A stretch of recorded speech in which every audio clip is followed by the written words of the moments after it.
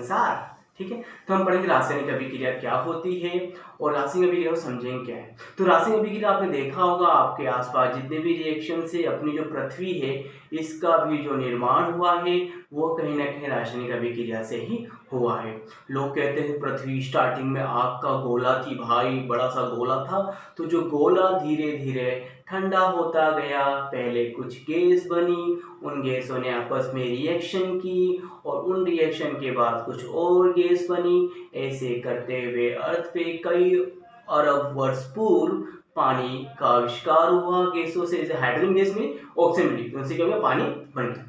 फिर पानी के बाद तो क्रांति सी आ गई, पेड़ पौधे बने, जीव बने, कीड़े मकोड़े बने और लास्ट में अपन इंसान भी बन चुके हैं। ठीक है, तो कहीं ना कहीं जो भी रिएक्शन से अपनी पृथ्वी को है ना कंप्लीट, जो भी पृथ्वी हुई है पूरा तैयार, उसमें कहीं ना केमिकल रिएक्शन का भी है वो बढ़ाते। ठीक है, और आपके आसपास भी काफी रिएक्शंस होती है, किसी चीज का जलना, खाने का पकना, नींबू मस्ती कुछ भी करना, कुछ भी मिलाते हो आप लोग, जितने भी काम होते हैं घर में आपके आसपास जिसमें कुछ नए पदार्थ बन रहे हैं और नए गुणधर्म उसमें आ रहे हैं, यही कहलाता है आपकी रासायनिक अभिक्रिया। तो रासायनिक अभिक्रिया किसे कहते हैं बच्चों? रासायनिक अभिक्रिया वह अभिक्रिया होती है जिसमें नया पदार्थ बनता है और उसके नए गुणधर्म होते हैं। तो हेडिंग डालो और हो जाओ तैयार। चलो ठीक है, हेडिंग है रासायनिक अभिक्रिया। ठीक है,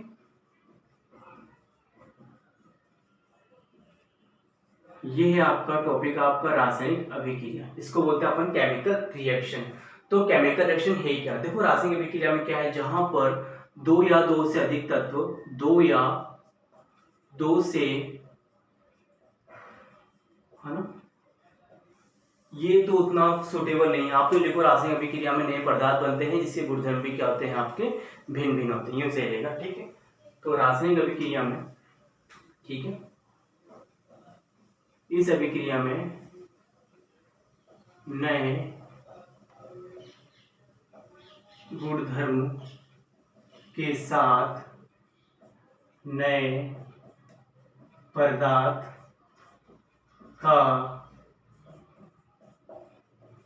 निर्माण होता है। तो ये रासायनिक अभिक्रिया की परिभाषा। क्या है परिभाषा? आप ये बोलना कि जहां पर नए पदार्थ, इसी अभिक्रिया जिसमें जो आपके नए पदार्थ बनेंगे और उस पदार्थ के गुणधर्म क्या होंगे, भिन्न भिन्न होंगे, अलग अलग होंगे। तो ये है आपकी रासायनिक अभिक्रिया। ठीक है, जैसे सपोज तो यहाँ पे ए है और बी है, दो तत्व हैं, इन तत्व से आपस में रिएक्शंस की तो एक नया पदार्थ बना सी। तो ये सी के गुणधर्म इन दोनों से क्या होंगे, भिन्न भिन्न होंगे। तो ये है आपकी रासायनिक अभिक्रिया। ठीक है, इसी में देखो एक होता है आपका अभिक्रमक होता है बच्चों। अभिक्रमक क्या होता है? जो अभिक्रिया में भाग लेते हैं। ए बी यहाँ पर अभिक्रिया में भाग ले रहा है, तो ए बी अभिक्रिया में भाग ले रहा है, तो ए बी यहाँ पे आपका अभिक्रमक है बच्चों। तो यहाँ पर अभिक्रिया में, ठीक है, भाग लेने वाले तत्वों या यौगिक को हम बोलते हैं क्या? अभिक्रमक। अभिक्रमक किसे बोलोगे बच्चों? है ना, अभिक्रमक क्या होते हैं? रिएक्टेंट क्या होते हैं? जो केमिकल रिएक्शन में पार्टिसिपेट करते हैं, जो रासायनिक अभिक्रिया में भाग लेते हैं, वो कहलाते हैं आपके अभिक्रमक। उत्पाद क्या होंगे? रासायनिक अभिक्रिया में जो नया पदार्थ बनता है उसको उत्पाद कहते हैं। इतनी सी बात है, ये अभिक्रमक उत्पाद फिनिश हो जाएगा। ठीक है, तो उत्पाद क्या बोलोगे बच्चों? उत्पाद आप यही बोलना, मुंह खोलना और भग से बोलना, अभिक्रिया में प्राप्त, अभिक्रिया के दौरान प्राप्त नया पदार्थ आपका उत्पाद कहलाता है। तो ये छोटी सी स्टार्टिंग की है जो आपकी रासायनिक अभिक्रिया किसे कहते हैं, अभिक्रमक क्या होता है, उत्पाद क्या होता है। रासायनिक अभिक्रिया ये होती है। रासायनिक अभिक्रिया में रासायनिक परिवर्तन भी होते हैं। ठीक है, रासायनिक अभिक्रिया में रासायनिक परिवर्तन होते हैं। ठीक है, पढ़ेंगे अपन क्या क्या होंगे। तो ये आप इसको पहले उतार लीजिए, अभिक्रमक क्या होता है, उत्पाद क्या होता है। एग्जाम में क्वेश्चन आ भी जाएगा तो आप इसको लिख सकते हो। ठीक है, ये अभिक्रमक है, ये उत्पाद है। मतलब यहाँ पे हम क्या लिख सकते हैं कि जो ए है और बी है इसको बोलेंगे अपन अभिक्रमक। ठीक है, और जो इनसे बनेगा नया पदार्थ वो होगा आपका उत्पाद। ये है आपका उत्पाद।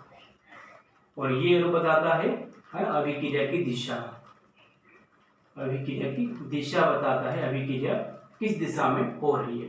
ये उत्पाद होगा और ये दोनों क्या होंगे, अभिकर्मक। अभिकर्मक दो या दो से ज्यादा भी हो सकते हैं और एक भी हो सकता है। ठीक है, तो इसको उतार लीजिए फटाफट, फिर अपन आगे चलते हैं। ठीक है,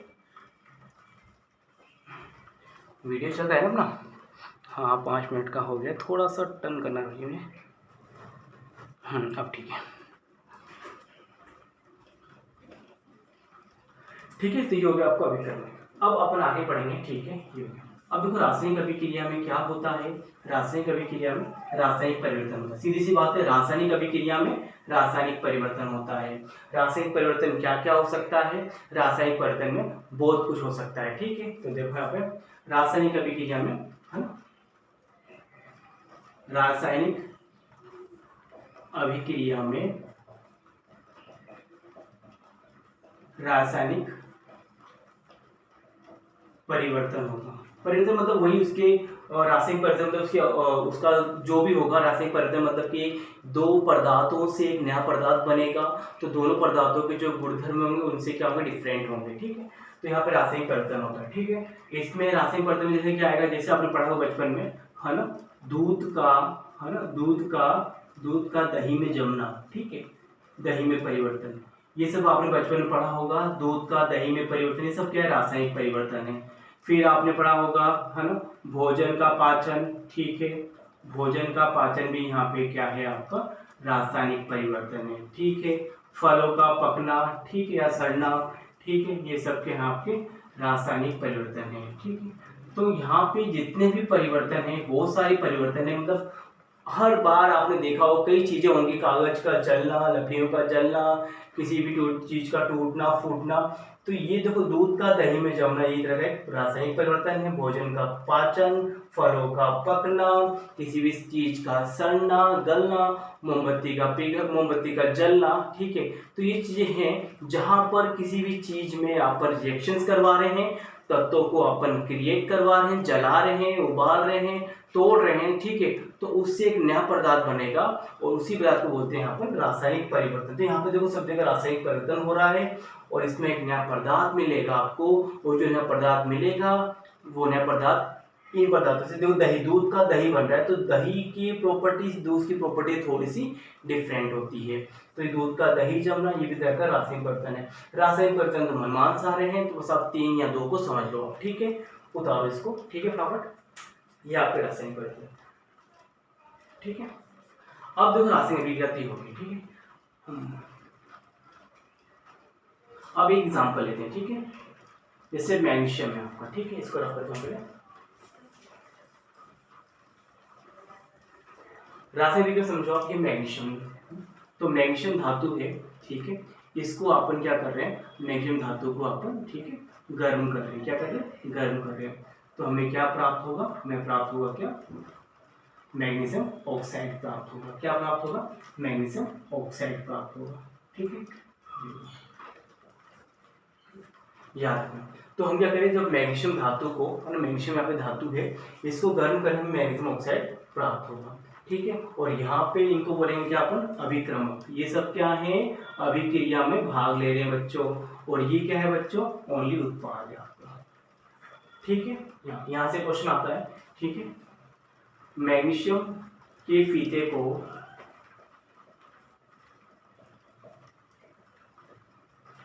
जलाने से पहले सैंड पेपर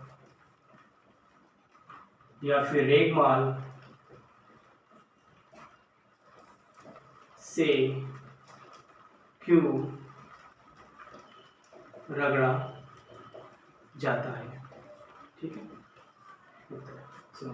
उत्तर सुनो आप लोग। ठीक है, मैग्नीशियम के फीते को जलाने से पहले इसे रगड़ा भी जाता है। ठीक है, उसको मैग्नीशियम के फीते को जलाने से पहले सैंड पेपर से इसे रगड़ा जाता है, क्योंकि ध्यान दो बच्चों, ध्यान दो, क्योंकि जब मैग्नीशियम, है ना, ऑक्सीजन से क्रिया करती है, तो मैग्नीशियम ऑक्सीजन कहाँ पे, जैसे मैग्नीशियम धातु आपने देखा होगा, यहाँ बहुत सारी धातुएं हैं, मैग्नीशियम में लोहा है, बहुत सारी चीजें हैं।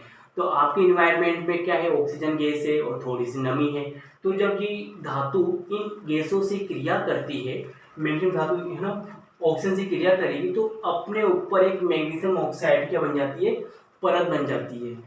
ठीक है, तो परत बन जाने के बाद जब इसको जलाया जाता है तो परत होने के कारण ढंग से जल नहीं पाता। इस कारण उस परत को हटाने के लिए हमें सैंड पेपर या रेगमाल का यूज किया जाता है। हुआ क्लियर? तो यही इसका आंसर, आपको आंसर लिखना है जो मैंने बोला है। तो ये एग्जाम में क्वेश्चन 100% आता भी है और कई बार पूछा जा भी चुका है। ठीक है, कि मैग्नीशियम के फीते को जलाने से पहले सैंड पेपर से क्यों रगड़ा जाता है, ये है आपका क्वेश्चन। ठीक है, आंसर मैंने बता दिया है, आप इसका आंसर यहाँ पे लिख देना। ठीक है, मोस्ट क्वेश्चन है। ठीक है, अरे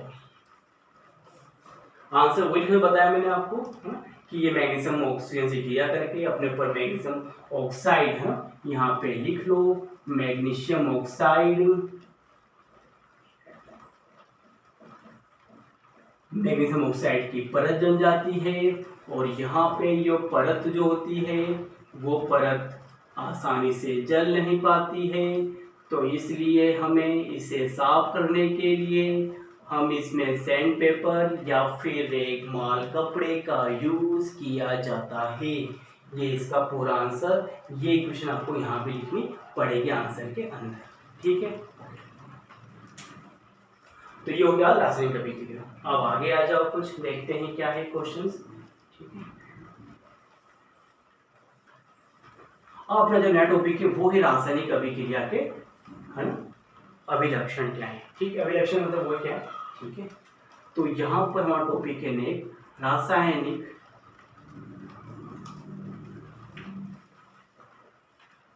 अभिक्रिया के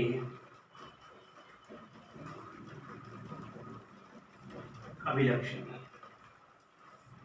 देखो यहाँ पर गुणधर्म पढ़ रहे हैं बाबू, हम कब पढ़ रहे हैं, गुणधर्म। ध्यान दीजिए, हे गजोधर मिश्रा पाठक जो देख रहे हैं ध्यान दीजिए कि यहाँ पर रासायनिक अभिक्रिया पर हम अभिलक्षण पढ़ रहे हैं। अब देखो आपने जब कोई चीज जलाई होगी रासायनिक अभिक्रिया घर के आसपास कहीं होगी तो आपने चीज नोटिस किया होगा, क्या नोटिस किया होगा कि जब कोई चीज जल रही है तो उसमें क्या निकलता है, धुआं निकलता है, राख प्राप्त होती है, उसका कलर चेंज हो जाता है, उसका साइज भी चेंज हो जाएगा। तो ये सब जो चेंज हो रहे हैं ये सब रासायनिक अभिक्रिया के अभिलक्षण है। पहला है आपका गैस का निकलना। ठीक है, तो जब भी रासायनिक अभिक्रिया होती है तो इसमें एक चीज पता है, श्योर है, गैस का निकलना। गैस तो हमेशा निकलती ही है, आपको याद है। तो इसमें एग्जाम्पल देखो आप, हमने क्या ले लिया, एक छोटे से बार में, ठीक है, छोटे से फ्लास्क में या बार में जो भी हमने ले लिया थोड़ा सा सल्फ्यूरिक एसिड SO4 और इसमें थोड़ा सा अपन धातु ले ली, कौन सी, जिंक धातु ले ली। क्या ले लिया अपन, जिंक धातु। हमने यहाँ पर जिंक धातु ले ली। ठीक है, अब जब जिंक धातु यहाँ से, है ना, रिएक्शंस करेगी, ठीक है, तो यहाँ पे कोई गैस निकलेगी। ठीक है, वो गैस समझो कौन सी है, हाइड्रोजन है।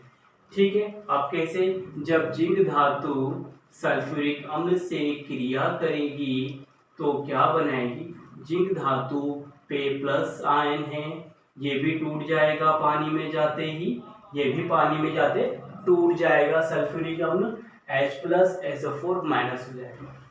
अब क्या होगा, ये वाला इसके साथ प्यार मोहब्बत कर लेगा, जिंक सल्फेट, क्योंकि प्लस और माइनस में हमेशा क्या होता है, एट्रैक्शन होता है। क्या होता है, एट्रैक्शन होगा। तो क्या बन जाएगा आपका, जिंक सल्फेट बन जाएगा और कौन सी गैस निकल जाएगी, हाइड्रोजन गैस निकल जाएगी। तो ये जो हो रहा है इसको बोलते हैं गैस का निकलना। यहाँ पे रासायनिक अभिक्रिया हो रही है, रासायनिक अभिक्रिया में यहाँ पे गैस निकल रही है। गैस निकलने बहुत सारे एग्जाम्पल हैं। आपने किसी कागज को जलाया या लकड़ी को जलाया तो उसमें देखो जो गैस निकलती है, धुआं निकलना, वो सब क्या है, गैस का निकलना है। लेकिन हमें अकॉर्डिंग केमिस्ट्री तो आपको ये समझना पड़ेगा, ये एग्जाम्पल आपको थोड़े से यूज करने पड़ेंगे भाई लोगों, तभी जाके आपकी रिएक्शन क्या होगी, फुलफिल होगी।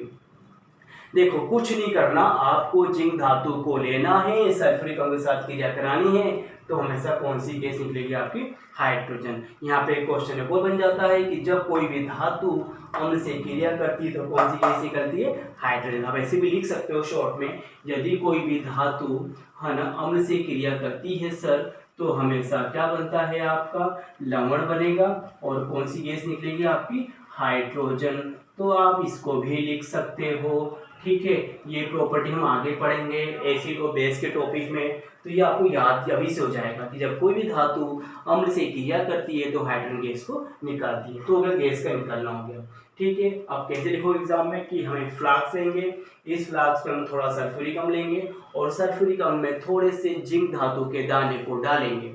हम देखेंगे कि कुछ समय बाद जिंक धातु सल्फ्यूरिक अम्ल से क्रिया करके हम क्या नोटिस करेंगे कि इस जार में से या इस फ्लास्क में से हाइड्रोजन गैस का क्या होगा, निष्कासन होगा।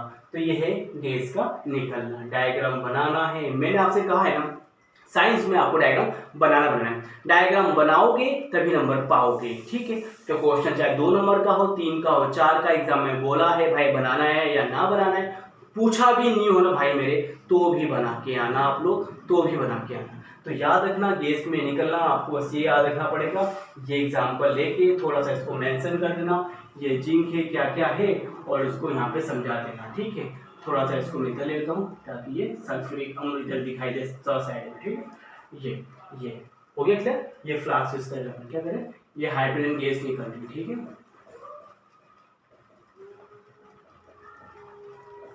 ठीक है। कोई लॉजिक नहीं, सिंपल सा फंडा है, ठीक है। ये हो गया गैस का निकलना। अब दूसरा है आपका तापमान में परिवर्तन, ठीक है। आपने देखा होगा जब भी कोई रासायनिक अभिक्रिया होती है तो या तापमान या तो तापमान परिवर्तन होता है, मतलब पहले तो नॉर्मल रहती है लेकिन बाद में वो गर्म हो जाती है। जैसे अपन दीवार में देखा, अपन जो चूने लाते हैं, चूना पत्थर के बहुत सारे ढेले लाते हैं, उसको पीपे में रखते हैं अपन, फिर अगले दिन हमको पुताई करनी होती है, पेंट करना होता है घर में, तो चूना देखना अपन जिस पीपे में रखते हैं, बर्तन रखते हैं, तो वो चूने को जो पानी में रखा जाता है कैसे उबलता है, तो उसके उबलने से पता है वो बीकर जो इस पे रखा है अपन इसमें रखा है वो गर्म हो जाता है। तो वो है आपके तापमान में परिवर्तन। पहले पीपा ठंडा था, चिल था, मस्त था, लेकिन जब उसमें चूना डाला और चूना डालने के बाद क्या हुआ, उसमें पानी डालेंगे तो वो पीपा एकदम गर्मा जाएगा, एकदम गर्म हो जाएगा। गर्म हो जाएगा तो मतलब पहले ठंडा था अब गर्म हो गया, मतलब तापमान में क्या हो गया, परिवर्तन हो गया, ठीक है। इसके लिए कैसे लिखेंगे अपन कि हम एक बीकर लेंगे, उस बीकर में हम थोड़ा सा चूना डालेंगे और चूना भी कौन सा होगा आपका, अनबुझा चूना, ठीक है।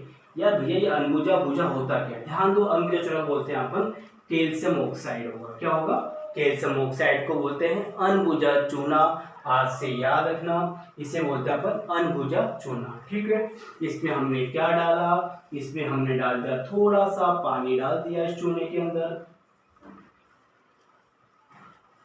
ठीक है। यहाँ से क्या गिर रहा है, पनिया गिर रहा है, ठीक है, पनिया पानी गिर रहा है बच्चों, ठीक है। ये है पानी, ठीक है, और ये है आपका चूना, ठीक है, अनबुझा चूना। अब जब रिएक्शन होगी तो यहाँ से क्या होगा, तापमान में थोड़ा सा परिवर्तन आ जाएगा, चूना आपका पिघल जाएगा और ये थोड़ा सा गर्म हो जाएगा। जो आपका बीकर है, बीकर क्या हो जाएगा, गर्म हो जाएगा, ठीक है, गर्म हो जाएगा और हमें लास्ट में क्या प्राप्त होगा, हमें प्राप्त होगा बुझा चूना प्राप्त होगा। क्या प्राप्त होगा, बुझा चूना प्राप्त होगा, ठीक है। अब बुझा चूना को हम लोग क्या बोलेंगे बच्चों, तो बुझा चूना जो प्राप्त होगा इसका सूत्र क्या है, कैल्शियम हाइड्रोक्साइड प्राप्त होगा, ठीक है। ये देखो काफी इजी है। अनबुझा चूना एग्जाम में पूछेगा आपके टाइप में तो क्या होता है, कैल्शियम ऑक्साइड होगा, Ca होगा, और जो बुझा चूना होगा ये होगा कैल्शियम हाइड्रोक्साइड। पहले तो अनबुझा, बुझा मतलब अनबुझा मतलब क्या, मतलब अनबुझा है मतलब ये, ठीक है, मतलब इसने कोई रिएक्शन नहीं की और रिएक्शन के बाद ये अन गायब हो जाता है, अन गर्म होकर निकल जाता है, तो क्या बचता है आपका, बुझा चूना मतलब कैल्शियम हाइड्रोक्साइड बचता है। तो पहले बीकर आपका ठंडा रहता है, इसमें जब पानी डालेंगे पानी के साथ अभिक्रिया करेगा चूने के साथ और क्या प्राप्त करेगा, बुझा चूना, और इसमें जो गैस निकलेगी जो निकलेगी और बीकर भी आपका गर्म हो जाएगा। तो ये है आपका तापमान में परिवर्तन।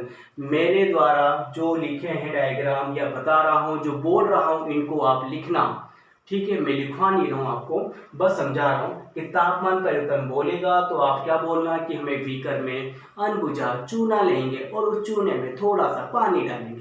पानी डालने पर हम क्या देखेंगे, हम देखते हैं कि जो चूने का बीकर है वो गर्म हो जाता है, और गर्म हो जाना मतलब यहाँ पे तापमान में परिवर्तन हो गया। इसमें हम जो चूना यूज कर रहे हैं वो अनबुझा है, इसको बोलते हैं कैल्शियम ऑक्साइड, और जो बाद में बनेगा उत्पाद के रूप में ये आपका अभिकर्मक और उत्पाद, इससे बनेगा आपका बुझा चूना कैल्शियम हाइड्रोक्साइड।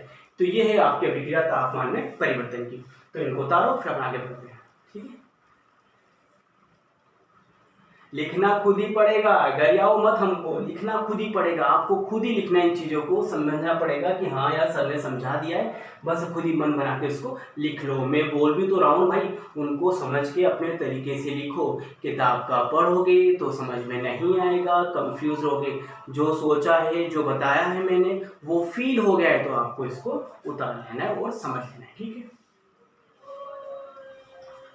अब हो गया ये पढ़ते। अब जो नेक्स्ट पढ़ते हैं अपन वो क्या है, गैस का निकलना हो गया, तापमान में परिवर्तन हो गया। अब जो नेक्स्ट है आपका वो है आपका क्या, अवस्था में परिवर्तन। अवस्था तो सीधा परिवर्तन है, अवस्था में परिवर्तन तो आप समझ लेना क्या होगा। बहुत सारी अवस्था में परिवर्तन यहाँ पे, जैसे हमने आइस को ले लिया, आइस यहाँ पर सॉलिड है, ठोस है। ठीक है, इसको जब गर्म करेंगे, ठीक है, तो क्या बन जाएगा, आइस से आपका पानी बन जाएगा। पानी यहाँ पर क्या है, द्रव। तो ये है अवस्था में परिवर्तन। पहले ठोस था, जो आइस क्यूब था, उसको थोड़ी सी हीट मिली या आपको बाहर रखा अपने फ्रिज के, तो वो कैसा पानी में मेल्ट, पानी बन गया, द्रव में परिवर्तित हो गया। तो ये हो गया अवस्था में परिवर्तन। आप इसको भी लिख सकते हो। और ये जो परिवर्तन वो होता है, इसको बोलते हैं गलनांक। क्या बोलते हैं हिंदी में, गलनांक। कि जब कोई ठोस पदार्थ द्रव अवस्था में परिवर्तित होता है किसी निश्चित ताप पर, न्यूनतम ताप पर, वो कहलाता है आपका गलनांक। ये है गलनांक का प्रोसेस। और फिर जब इस पानी को और गर्म करेंगे तो ये किसमें परिवर्तन हो जाएगा, भाप में। किसमें, वाष्प में परिवर्तन हो जाएगा। और इसको बोलेंगे अपन क्वथनांक। क्या बोलेंगे, क्वथनांक बोलेंगे अपन। ठीक है, ये आप स्टेप याद करते चलो, ये क्वथनांक। अब जब भाप को आप वापस, जो भाप बनती है, अपन जो बनाते हैं, चाय बनाते हैं, कुछ बनाते हैं, तो जो भाप जाती है वो ऊपर बर्तन में क्या होती है, लग के वापस बर्तन में चिपक जाती है और वापस पानी के फॉर्म में आ जाती है। उसको बोलते हैं अपन भाप से, अपन बोलते हैं अपन संघनन। क्या बोलते हैं, संघनन बोलते हैं अपन। ठीक है, भाप से अपन किसमें आ गए, पानी में संघनन हो गया। फिर पानी से वापस को जम करोगे तो हो जाएगा ये हिमांक। ठीक है, ये हिमांक हो गया, पानी को अपने फ्रीज कर दिया। तो ये जितने भी प्रोसेस है सब क्या है, अवस्था में परिवर्तन है। ठीक है, आप आइस से वापस भाप में जा रहे हो, जैसे कपूर है, तो इसको बोलते हैं ऊर्ध्वपातन। क्या बोलते हैं, ऊर्ध्वपातन। तो ये सब जितनी प्रक्रिया है इसको बोलते हैं निक्षेपण। यहाँ से आप यहाँ पे आओगे तो ये होगा आपका निक्षेपण भी कह सकते हैं इसको अपन। ठीक है ना, तो ये जितनी प्रोसेस है ये सब क्या है, आपकी अवस्था में परिवर्तन। और आपने यहाँ पे बहुत कुछ सीखा। आपने गलनांक किसे कहते हैं बाबू, और क्वथनांक किसे कहते हैं बाबू, वो भी हमने सीखा। गलनांक किसे कहेंगे, जब बर्फ को गलाएंगे तो पानी बन गया तो गलनांक, बर्फ को उबालेंगे तो क्वथनांक। अब जो भाप से हम वापस जल प्राप्त करेंगे, संघनन। और पानी को जब फ्रिज में जमा करेंगे तो हो जाएगा हिमांक। आइस सॉलिड को आप डायरेक्ट गैस से बदलो, जैसे कपूर जब करते हैं आरती, तो जब आरती में लगाते हैं व्हाइट वाला कपूर, जब हाथ जल जाता है तो वो कपूरवा जब देखा है ना आपने कि कपूरवा कैसा होता है, कपूरवा एकदम व्हाइट होता है, डायरेक्ट हो जाएगा, किस में जाएगा, भाप में जाएगा, वो द्रव में नहीं जाता है। और से ही भाप से अपन जाएंगे अपन किस में, सॉलिड में, तो वो कहलाएगा आपका निक्षेपण हो जाएगा। ठीक है, तो निक्षेपण का भी ये प्रोसेस है आपका, और ऊर्ध्वपातन का भी ये प्रोसेस है। तो हमने यहाँ पे बहुत सारी कंडीशन को पढ़ ली, इनको आप याद कर लेना। ठीक है, तो ये हो गया अवस्था में परिवर्तन। आप कोई सा एग्जाम्पल लेना कि सॉलिड का लिक्विड में चेंज होना, गलनांक अवस्था का परिवर्तन है, पानी का ये घटना, ये भी अवस्था में परिवर्तन है। तो आप इनमें से जो आपको अच्छा लगे वो उतार लेना। ठीक है, तो ये अवस्था परिवर्तन। अब नेक्स्ट पॉइंट है अपना, वो है रंग में परिवर्तन।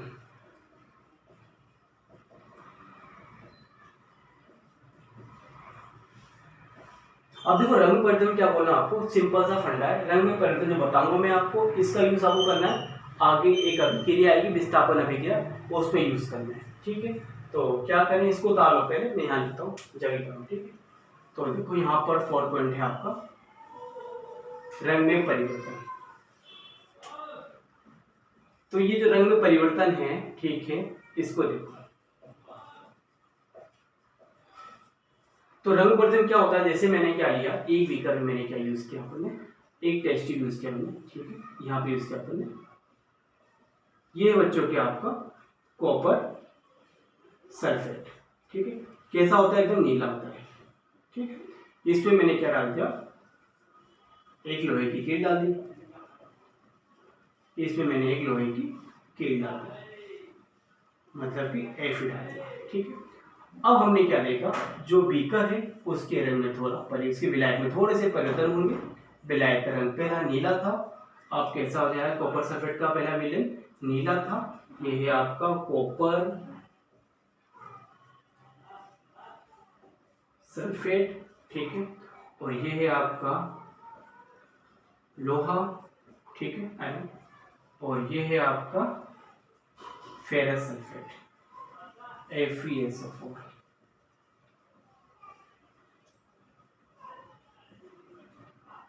ठीक है, और लास्ट में बचेगा आपका कॉपर। ठीक है,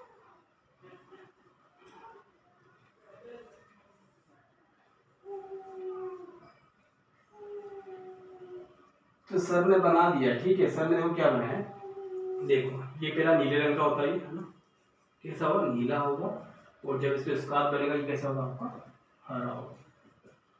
तो हमने यहाँ पे क्या मैजिक किया, हमने यहाँ मैजिक ये किया है कि हमने नीले से हरे में पहुंच के हमने क्या रंग में परिवर्तन किया।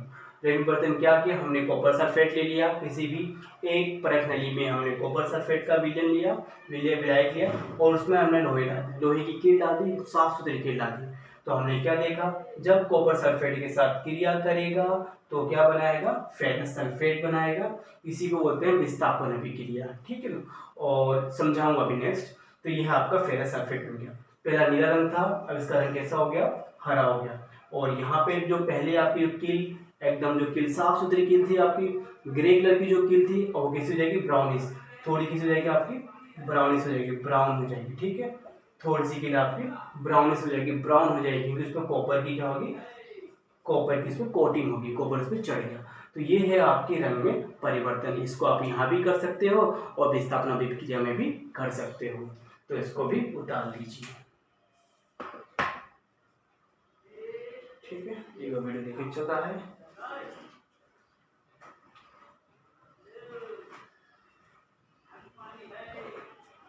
ऑलराइट, हो गया, चलो आगे। तो रंग परिवर्तन हो गया। ठीक है, अब नेक्स्ट पॉइंट है अपना, मैंने कहा मैं जो डायग्राम बना रहा हूँ आपको डायग्राम खुद बनाना है, और बना तो रहे हो यहाँ से, लेकिन लिखना खुद है भाई। देखो मैं लिखवा नहीं रहा हूँ, ठीक है, लिखना आपको खुद ही करना पड़ेगा, थोड़ी सी मेहनत कर लो। ठीक है, मेरे साथ साथ। ठीक है, जुड़ गया। अब लास्ट है इसमें आपका अवशेष प्राप्त होना, मतलब कचरा प्राप्त होना। ठीक है,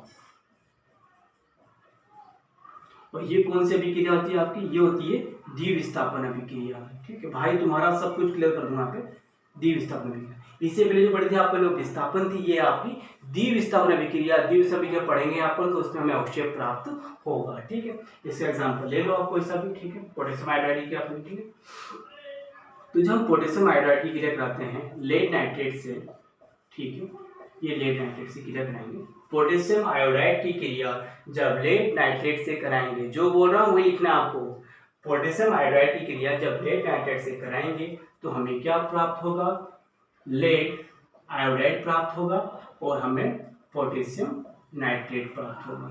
ठीक है, जिसमें ये होगा आपका एक सफेद रंग में पीले रंग का अवशेष होगा। कैसा होगा, पीले रंग का अवशेष प्राप्त होता है। ठीक है, इसको बोलते हैं कौन सी अभिक्रिया, द्विविस्थापन अभिक्रिया। भाई दोनों ही काम में क्लियर हो रहे हैं आपके। ठीक है, पीले रंग का अवशेष प्राप्त होगा, तो यह है आपकी द्विविस्थापन अभिक्रिया। इसमें क्या होगा, लेड नाइट्रेट पोटेशियम आयोडाइड। ठीक है, पढ़ेंगे द्विविस्थापन, समझाऊंगा तो बहुत ही प्यारा समझ आपको आ जाएगा। यही एग्जाम्पल आप वहां भी यूज कर सकते हैं और यहाँ भी यूज कर रहे हैं। यहाँ पे ये इधर आ जाएगा और ये इधर आ जाएगा, मतलब यहाँ पे क्या होंगे, आयंस की अदला बदली होगी, आयंस एक्सचेंज होंगे, और जब आयन एक्सचेंज होंगे उसी को बोलेंगे अपन अवशेष प्राप्त होना। और द्विविस्थापन अभिक्रिया में हमें सफेद रंग का, पीले रंग का अवशेष प्राप्त होगा, लेड आयोडाइड का। अवशेष क्या होते हैं, अवशेष ठोस पदार्थ होते हैं जो पानी में क्या होते हैं, अविलीय होते हैं, उन्हीं को बोलते हैं अपन अवशेष। कचरा मिट्टी होता है, पानी में नहीं घुलते, जाके तली में बैठ जाते हैं, उन्हीं को बोलते हैं अपन अवशेष। ठीक है, तो ये अवशेष प्राप्त है। तो ये हमने पढ़े रास्ते अभिक्रिया के अभिलक्षण। ठीक है, अब जो मेन